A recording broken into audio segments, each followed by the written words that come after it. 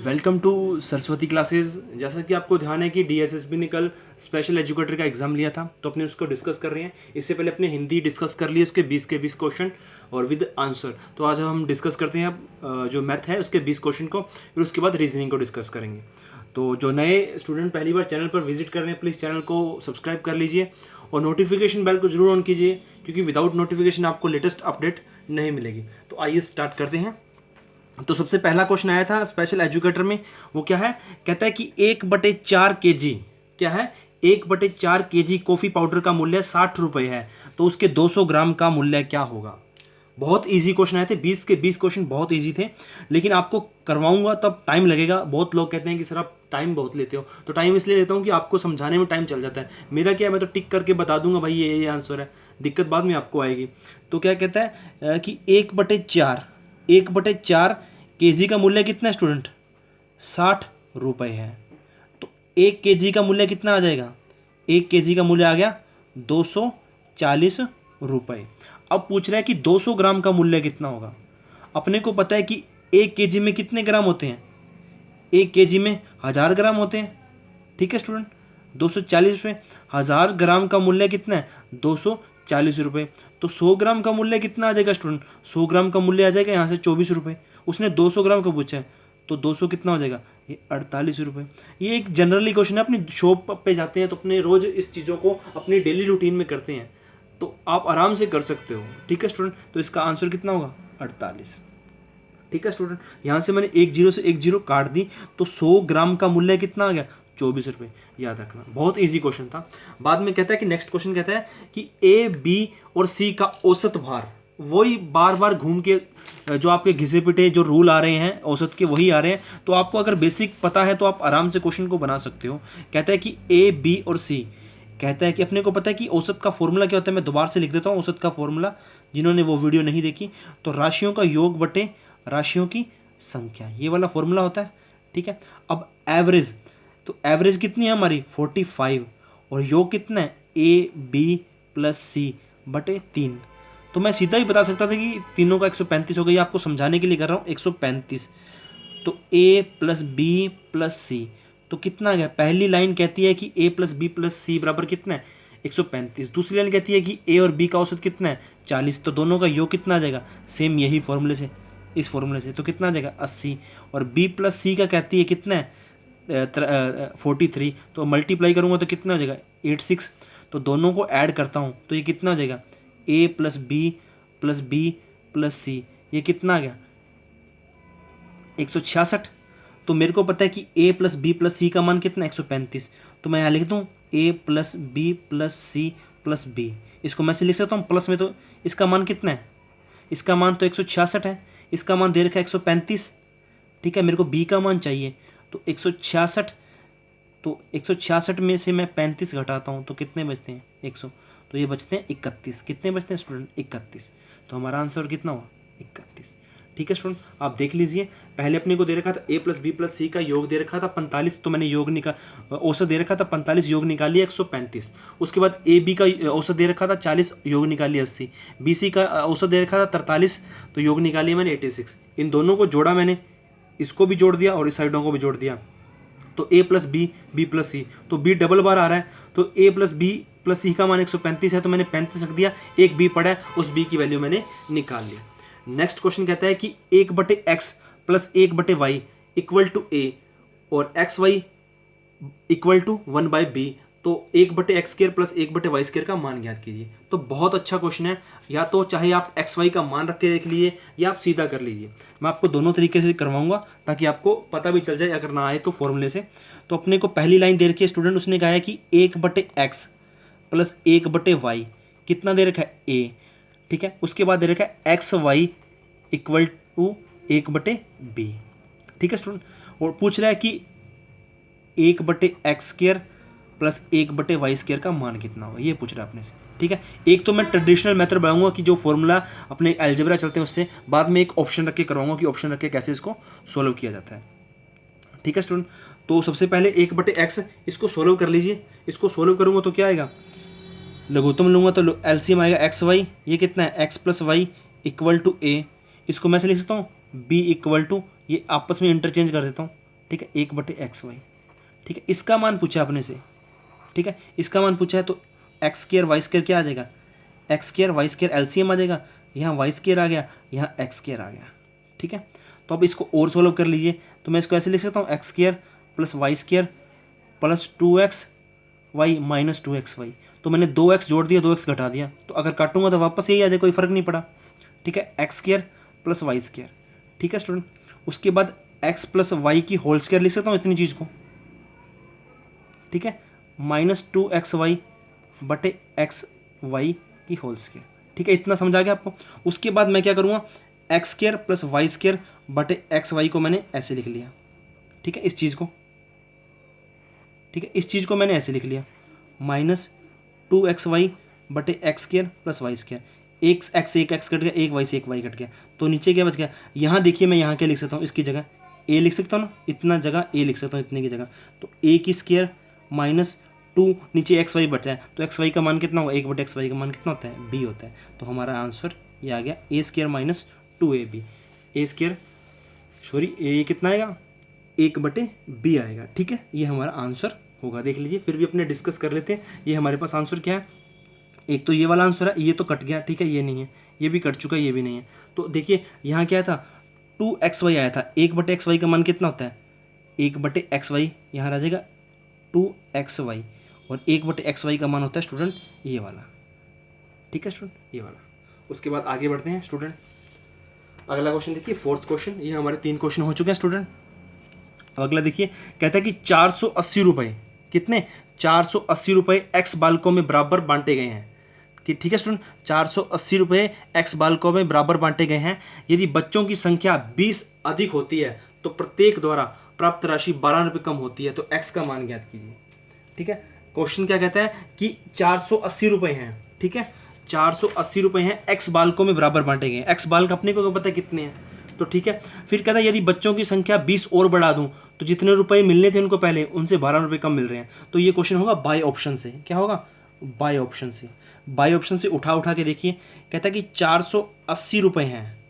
ठीक है, मान लो 16 बच्चों में डिवाइड किए जाते हैं। अब अपने को x का मान ज्ञात करना था। मान लो x क्या है, बालक। मान लो आंसर 16 है, एक बार मान के चलते हैं 16 है, तो ये कितना आ गया, ये आ गया 30 रुपये। प्रत्येक बच्चे को 30 रुपये मिल रहे हैं। कितने, 30 रुपये। ठीक है, ये 16 बालक थे, यदि मैं 20 बालक और बढ़ा देता हूँ तो ये कितने हो गए, 26। जो 480/26 ये डिवाइड नहीं आता, इट मीन 16 तो पहले ही कट चुका है, 16 हमारा आंसर नहीं होगा। उसके बाद बात करता हूँ 20 की। किसकी, 20 की। मान लो अपना आंसर 20 है, 480/20, एक जीरो से जीरो कैंसिल कर दी, तो माना सभी बच्चों को कितने रुपए मिलते हैं, 24 रुपये। ये 20 स्टूडेंट पे। ठीक है, 20 और बढ़ा देता हूँ तो 12 रुपये कम मिलने चाहिए, पहले कितने मिल रहे हैं, 24 रुपये। अगर 20 स्टूडेंट और बढ़ा देता हूँ, 480, पहले कितने थे, 20, 20 और 20 कितने थे, 40, जीरो से जीरो कट गई, ये कितना है, 12। तो पहले 24 मिलते थे, अब कितने मिल रहे हैं, 12। इट मीन्स हमारा जो 20 आंसर है वो बिल्कुल सही है। आप 10 उठा के भी देख लो। ठीक है, मान लो 10 स्टूडेंट हैं, तो एक जीरो से एक जीरो कट के ये कितना है, 48। 20 और बढ़ा देता हूँ तो ये कितना है, 30। एक जीरो से एक जीरो कट गया, ये कितना है, 1, 6। लेकिन इनका अंतर कितना आ रहा है, 24। आना कितना चाहिए था, 12। तो हमारा आंसर क्या है, बिल्कुल 20, बिल्कुल हमारा आंसर सही है। नेक्स्ट क्वेश्चन की बात करते हैं। कहता है 3 कुर्सियां और 2 मेजों का मूल्य 700 रुपये है। कहता है कि 3 कुर्सियां। ठीक है, अपने को पता है कि अपने एक्स वाई की 2 इक्वेशन मानते थे, सेम का सेम वही सवाल है। कहता है कि 3 कुर्सियां। ठीक है, कुर्सी हमारी क्या हो गई, कुर्सी हमारी एक्स हो गई, और मेज हमारा क्या हो गया, वाई हो गया। ठीक है, 3 कुर्सियां, 3x + 2y कितना हुआ, 700। एक इक्वेशन हमारी ये वाली होगी। ठीक है, फिर कहता है कि 3 मेज, तो मेज को क्या माना था, y। ठीक है, और 5 कुर्सियां, कुर्सी को माना था x। कितना मूल्य हुआ, 1100 रुपये। तो बताइए, कहता है कि 2x + 2y का मान कितना होगा। सबसे पहले अपने को x का मान निकालना है और y का, उसके अंदर मान रखेंगे इसके अंदर। तो अपने पास 2 इक्वेशनें आ गई, इन दोनों इक्वेशनों से अपने x y का मान निकाल सकते हैं। ठीक है स्टूडेंट, अब देखिए निकालिए, 3x + 2y = 700, 5x + 3y ये कितना आ गया, 1100। ठीक है स्टूडेंट, अब कोई मर्जी इक्वेशन को आप कैसे मर्जी संतुष्ट कीजिए, चाहे इसको इसके बराबर कर लीजिए, चाहे इसको इसके बराबर कर लीजिए, कैसा आपको अच्छा लगता है। तो मैं इसको 15x बना लेता हूँ, इसको 15x बना लेता हूँ। तो आपको पता है विलोपन मेथड है, ये आपको आना चाहिए क्योंकि ये 6 स्टैंडर्ड का काम है, ठीक है। अब इसको 5 से मल्टीप्लाई किया कितना है 15x, इसको किया 10y, इसको किया 35, इसको 15 बनाना है, 3 से मल्टीप्लाई करूँगा तो 15x, ये कितना 9y, ये कितना हुआ 3300, ठीक है।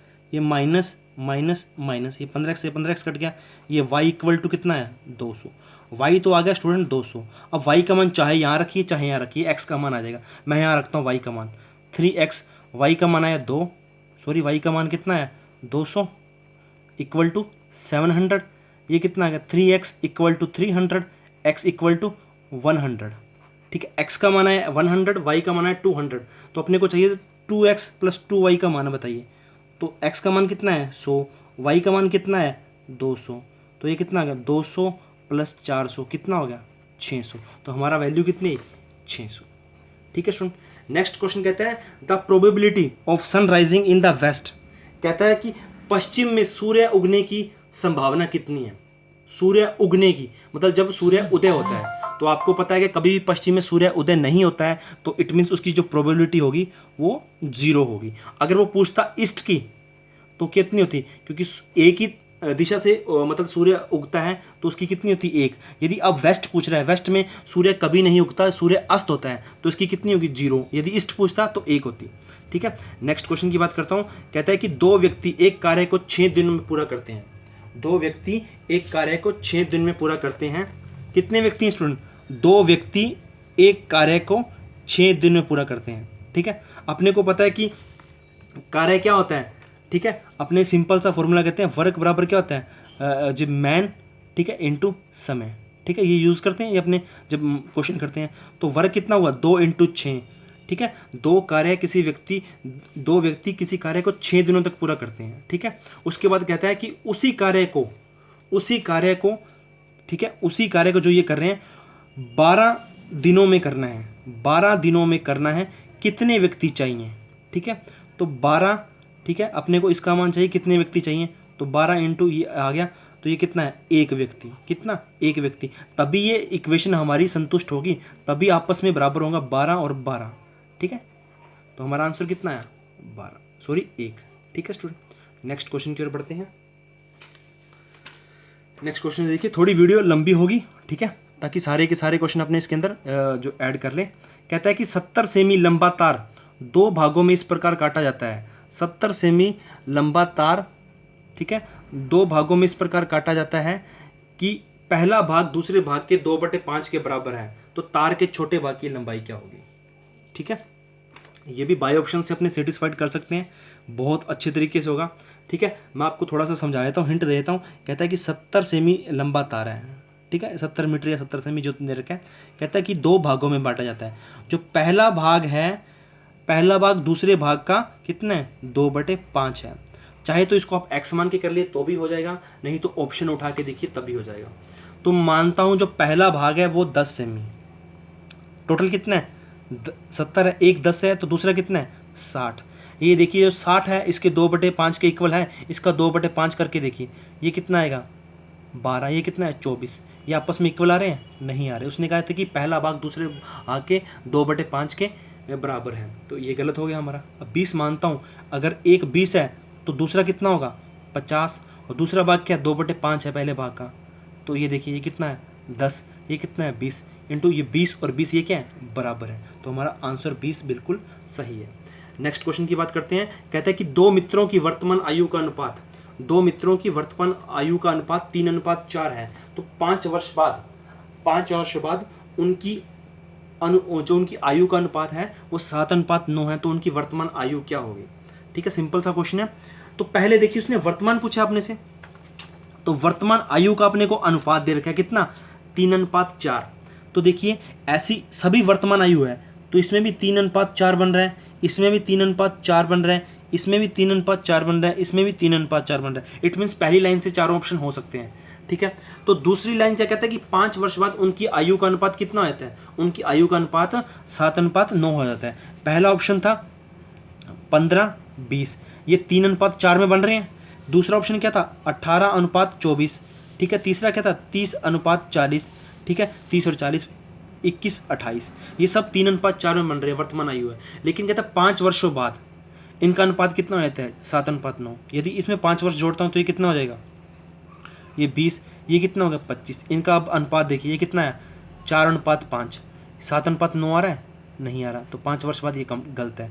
अब इसमें जोड़ता हूँ 23, ये कितने हो जाएंगे 29। 7:9 तो किसी हालत में नहीं आती। इसमें जोड़ता हूँ तो 35, ये कितने हो गए 45। अब देखिए आराम से कट जाएगा, 5 7 है 35, 5 9 45, तो 7:9। तो हमारा जो आयु है वो 30 और 40 होगी, ठीक है। उसके बाद कहता है कि एक समकोण त्रिभुज की भुजाएं x-1, ठीक है, 3x + 1 इकाई है, तो x का मान बताइए। तो एक समकोण त्रिभुज है, समकोण त्रिभुज का फॉर्मूला क्या होता है कि कर्ण स्क्वायर बराबर आधार स्क्वायर प्लस लंब स्क्वायर, ठीक है। उस फॉर्मूले से भी आप निकाल सकते हो। अगर उसका यूज़ नहीं करना तो मैंने आपको एक ट्रिपलेट बताए थे, कौन कौन से होते हैं 3 4 5, ये ट्रिपलेट होते हैं, क्या होते हैं।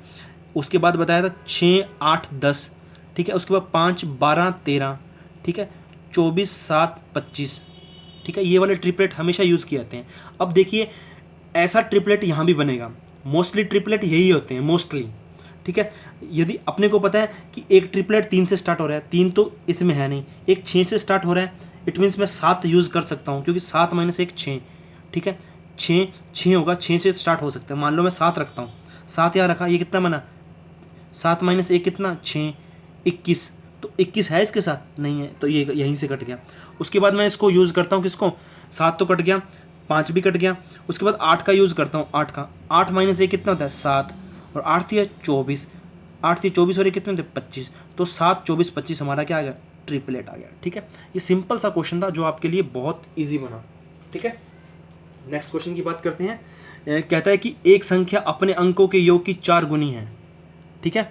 एक संख्या अपने अंकों के योग की 4 गुनी है। यदि संख्या में 18 जोड़ दिया जाए तो अंक आपस में बदल जाते हैं, तो संख्या बताइए।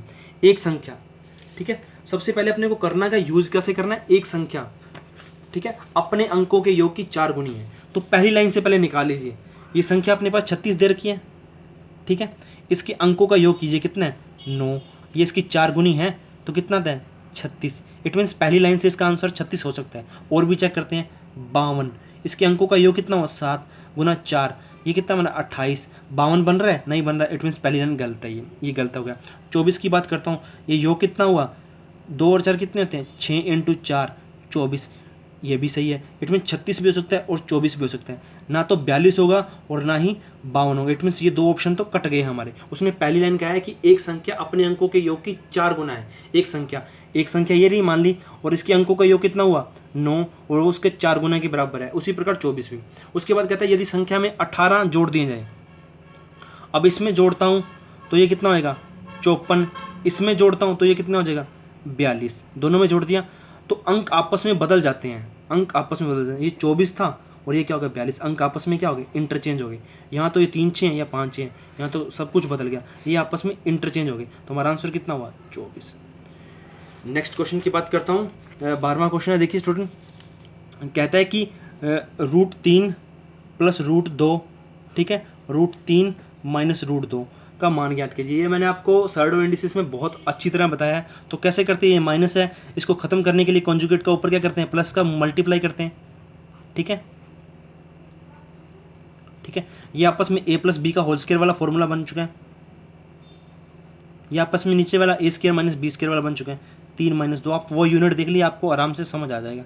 3 + 2 प्लस ये कितना हुआ 2, 3 × 2, नीचे क्या बचा 1, तो आंसर कितना है 5 + 2√6, 5 + 2√6, ये हमारा आंसर होगा, ठीक है। नेक्स्ट क्वेश्चन की बात करते हैं। कहता है कि एक आयताकार बगीचे की परिधि का आधा 36 है। पहले सबसे पहले आयताकार परिधि, आयत की परिधि कितनी होती है, आयत की परिधि होती है स्टूडेंट परिधि, ठीक है, 2 × लंबाई + चौड़ाई, ये होता है, ठीक है। फिर कहता है कि आयताकार परिधि का आधा 36 है। परिधि का आधा, ये परिधि हमारी ये है, ठीक है, इसका आधा करूं इट मीन्स 2 का डिवाइड करूँगा, ठीक है। 2 ऊपर से पहले बैठा है, 2 ऊपर से डिवाइड करूँगा तो ये कट जाएगा, तो रह क्या जाएगा l + b, मतलब लंबाई + चौड़ाई कितना आ गया 36। पहली लाइन तो ये कहती है परिधि का आधा कितना है, परिधि को आधा कर दिया मैंने, 2 मतलब कैंसिल कर दिया, तो कितना है 36। फिर कहता है कि चौड़ाई लंबाई से 4 मीटर अधिक है। चौड़ाई है, चौड़ाई लंबाई से, सॉरी चौड़ाई है, कहता है चौड़ाई से लंबाई 4 मीटर अधिक है।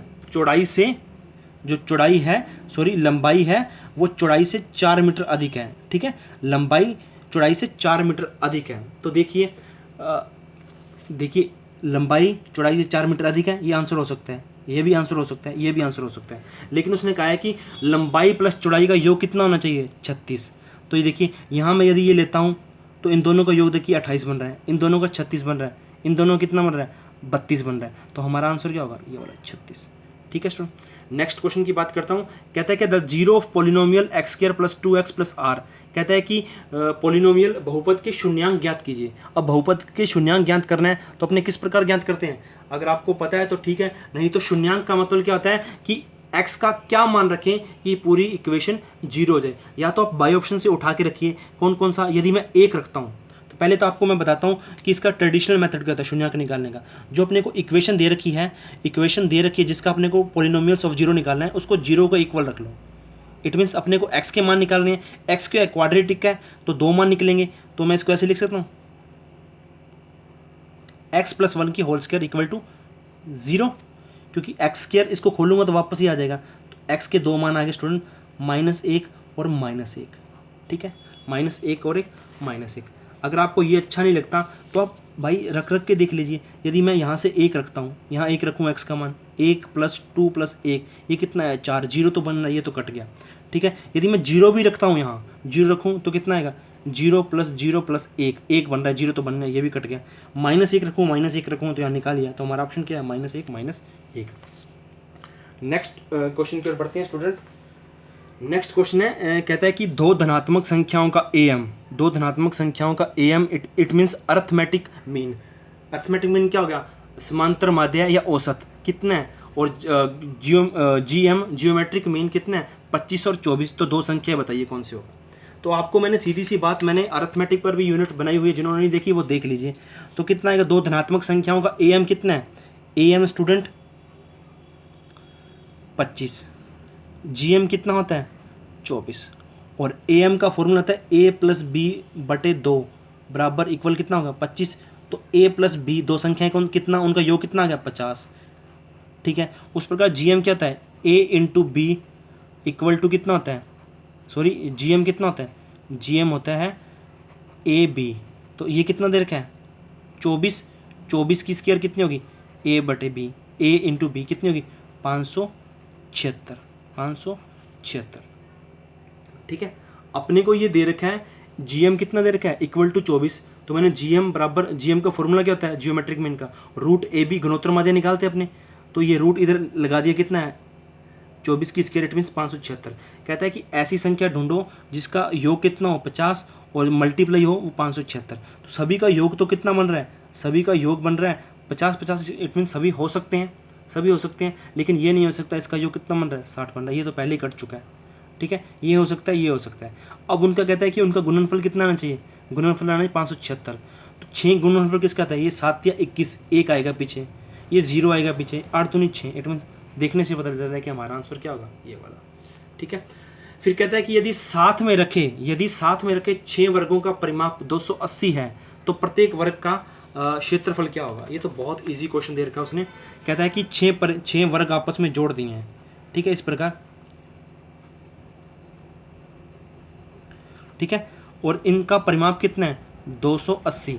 एक वर्ग का परिमाप कितना होता है 4 × भुजा। ठीक है, ये परिमाप होता है, और 6 से मल्टीप्लाई कर दो तो कितना है 280। ठीक है, ये काटूं तो कितने पे कटेगा स्टूडेंट, ये कटेगा। आप इस तरह नहीं करना चाहते तो भी अच्छी बात है, जैसा आपको लगे। एक तरीका तो ये है भाई, ये कर लो। ठीक है, अगर ये नहीं करना चाहते तो दूसरा तरीका है बाई ऑप्शन से उठा के देखिए। अगर अब मेरे को पता है कि भुजा स्क्वायर जो वर्ग का परिमाप, वर्ग का क्षेत्रफल होता है, उसने लास्ट में पूछा है कि वर्ग का क्षेत्रफल क्या होगा प्रत्येक वर्ग का, तो प्रॉपर आना चाहिए। यदि मैं 400 मानता हूँ क्षेत्रफल तो भुजा कितनी आएगी 20, एक वर्ग की भुजा 20 है। ठीक है, परिमाप निकालना है कितना, एक का परिमाप कितना आया 4 दूनी 8, 80। तो 6 का निकालूंगा कितना आएगा 8 × 6 = 48, यहाँ 480। ठीक है। यहाँ 480 आना चाहिए था, 280 नहीं, यहाँ 480 आना चाहिए था। ठीक है स्टूडेंट, 280 नहीं 480 आना चाहिए था। ठीक है स्टूडेंट, 480 आना चाहिए था, फिर आराम से हो जाएगा। हमारा आंसर कितना आएगा? 400।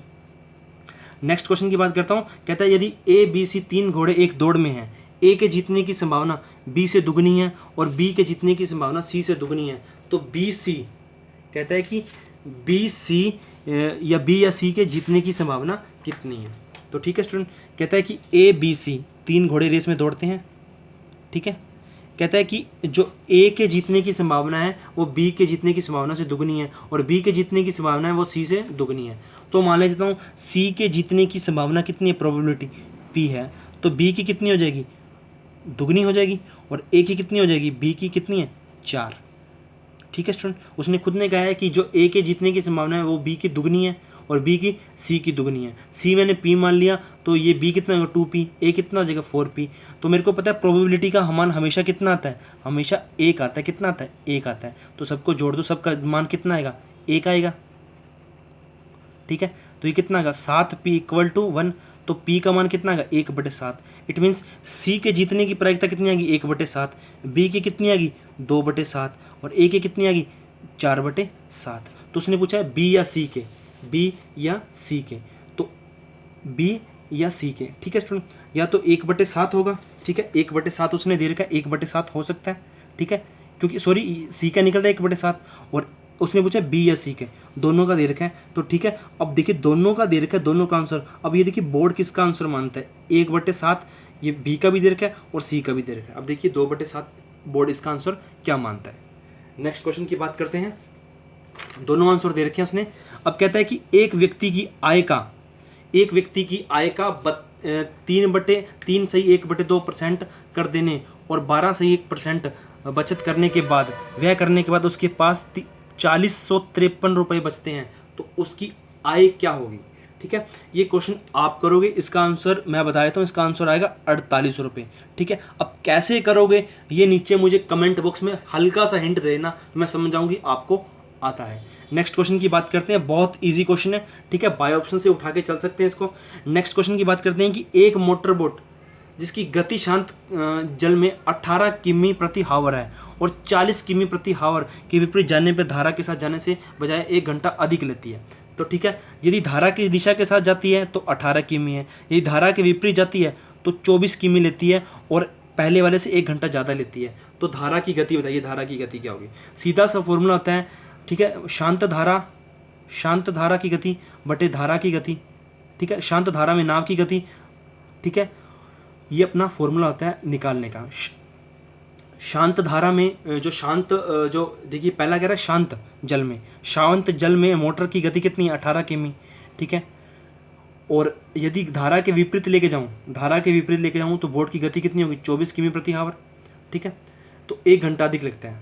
तो जो इसका फॉर्मूला होता है वो तो धारा का मान बटे में लेते हैं। और इसने पूछा कि धारा की दिशा बताइए, धारा की जो गति होगी।